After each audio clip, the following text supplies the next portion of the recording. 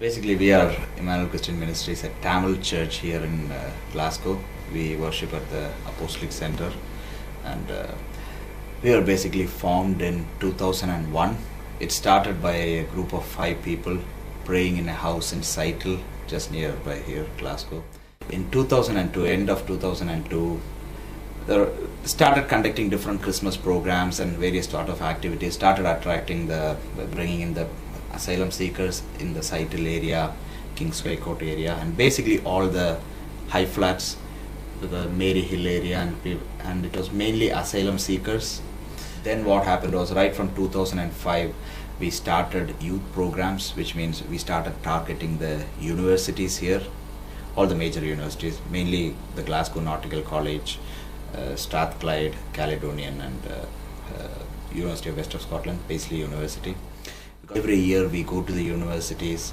In the year beginning, Freshers Week, the boys all will be there in the uni giving leaflets, and basically we are targeting Asian students from Sri Lanka and India, predominantly Tamil speaking. If there is no much of Tamil speaking, then even at least we invite them to the church so that they have at least a family environment and stuff.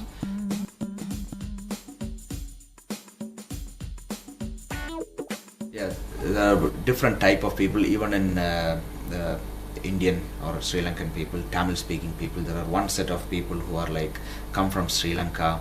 They are seeking asylum, which means because of all the unrest in their country, lack of peace because of government not providing them enough amenities and stuff like that. So they come here seeking asylum.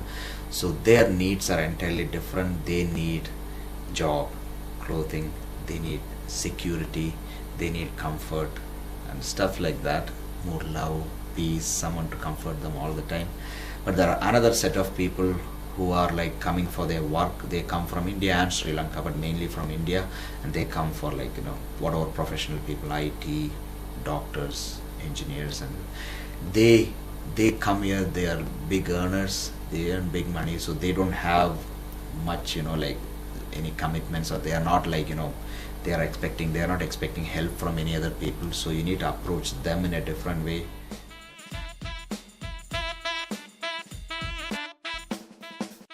Mainly the challenges that we faced was because of people coming over as asylum seekers, and they come here and then they wanted their basic needs to be met, and then apart from that, sharing the gospel with them. And there are quite a lot of tricky situations and like quite difficult situations. It was like they come from a very, very different background where there are fights and lack of peace in Sri Lanka. They lost all their properties. If you could see here, there are still families here in the congregation where one or two children are here, but 2 or 3 children, their own children, are back in Sri Lanka. They are staying in hostels, or they are under care of their uncles and people like that. So they are not able to bring those children there because the restrictions and the visa and everything is a big problem.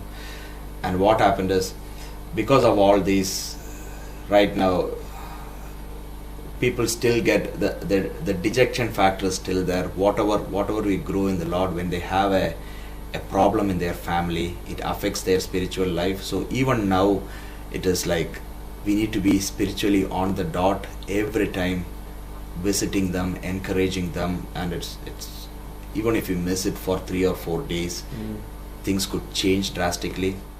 Once they start working, their commitment to the church is going down. And this many years, because there was no work, the commitment was more because the only thing they had was a church. But right now, the challenge that we are facing is we need to teach them to balance between their work, whatever family, and the church, the commitment to God.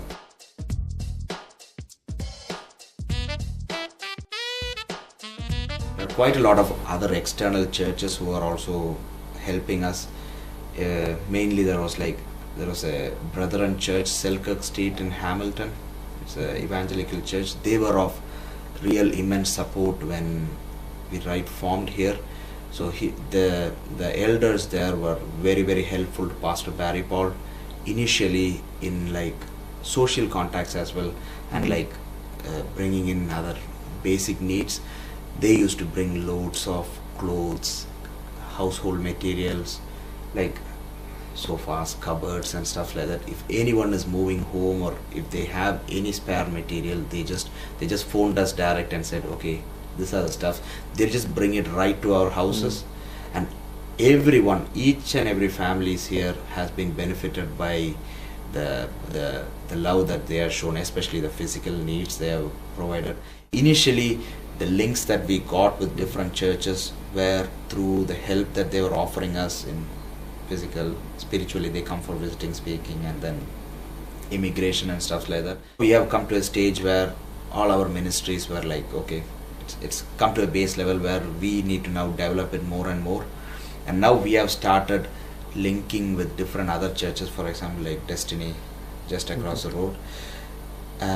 We have different programs running with them. Like they have offered a couple of places for their 9-month Bible courses that they have been running. So they have been quite helpful in linking with us. We feel it's quite necessary that we join together, and we want our youth to get mingled with the local community here with different other people, so that it's more of a wide open culture rather than we trying to hold them on to some specific cultural values.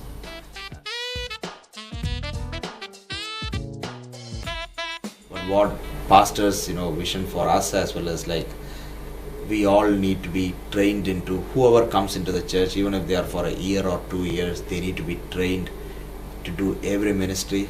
For example, anyone, even a young man who has been doing the ministry here, they would know, I came in as nothing. I didn't even know, I didn't even read the Bible properly when I came here. But now the Lord has helped me through the church. I can lead a worship, I can give a sermon, I can conduct a whole service. It doesn't mean I'm gifted in doing everything, but what I say is, it's been equipped so that even if I go back to my country, even if God puts me into some remote village somewhere, I can gather 2 people and at least sing some songs, worship the Lord, share a short sermon, share some testimonies. And that's the way that pastor also wanted us to be trained, so that wherever we go, we are not dependent on anything else, but we can start localized churches here.